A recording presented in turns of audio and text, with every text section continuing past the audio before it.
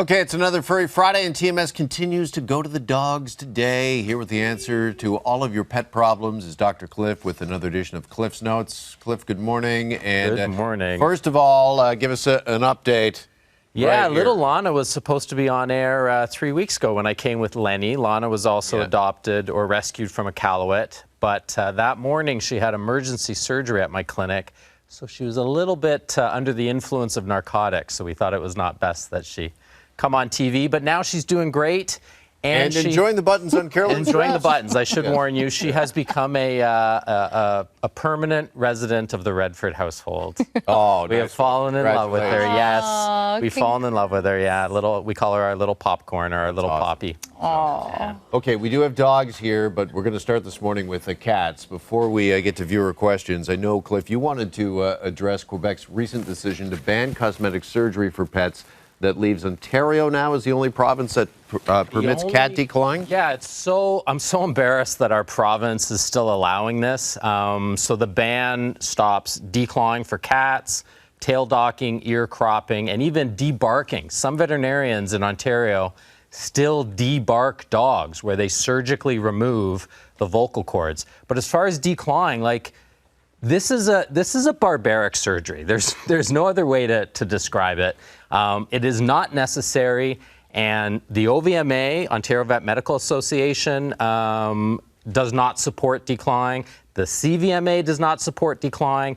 Every single province, most of the US, Australia, Europe, the UK, they have all banned declawing, but our MPPs have not yet. So we need the pet owners out there, cats or dogs, everybody, to talk to their MPPs and get this thing banned, because that's the only way it's going to be stopped. Okay. All right.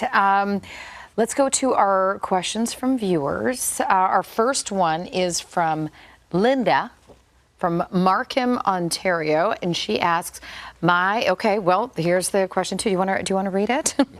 My cat is not declawed. I would never do that, but she is peeing out of the box. It is clearly a behavioral issue.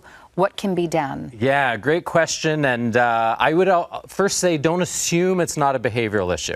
Even if it seems like it, maybe it's been going on a long time, talk to your veterinarian, because behavior and bladder infections and these other inflammatory conditions of the bladder can all mimic and be associated.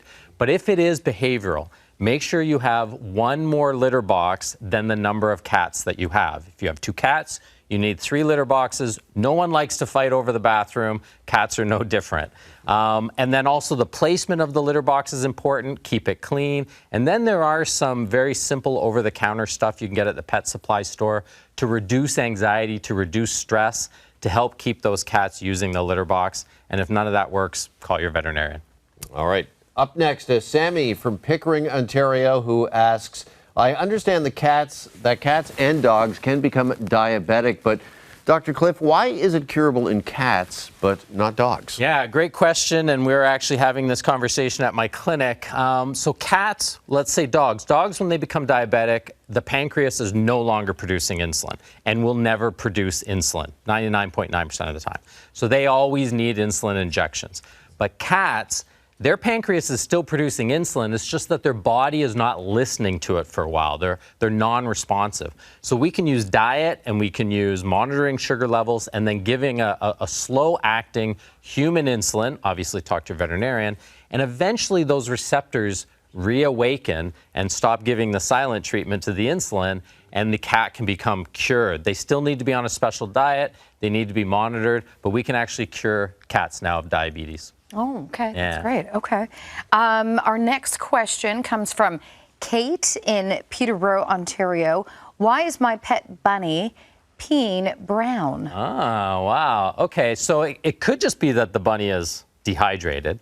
They can really, really concentrate their urine, so it can make it look like it's a problem. Maybe there's blood, maybe there's something like that. It may just be that the bunny needs some water and needs some more greens in their diet.